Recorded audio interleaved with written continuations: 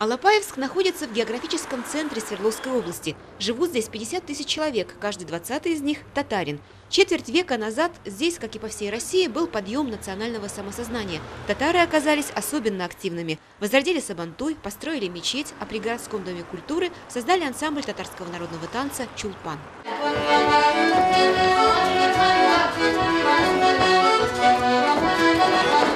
Сегодня активность татар в Алапаевске уже не та. Давно не проходит городской Сабантуй, дети практически не говорят на родном языке, но ансамбль «Чулпан» существует.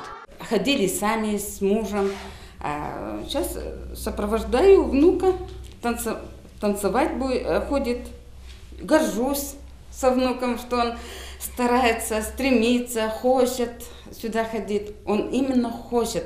Ансамбль держится благодаря энтузиазму супругов Сафиуллиных. После основной работы или выходные Наджия и Рафик Сафиуллины спешат в местный ДК, чтобы, по их признанию, сеять вечное доброе. Самая главная проблема – костюмы.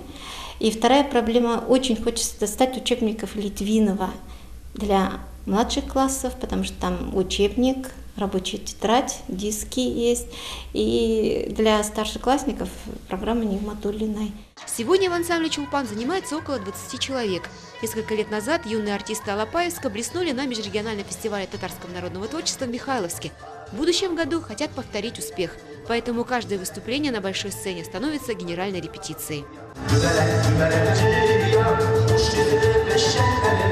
В Алапаевске выступления ансамбля татарского танца «Чулпан» всегда проходят на ура. В оригинальных хореографических композициях танцоры передают богатейший мир народных образов и вносят неоценимый вклад в развитие самодеятельного творчества всей многонациональной страны. Альфия Габдушева, Салават Киямов, телеканал «Татарстан. Новый век», Свердловская область.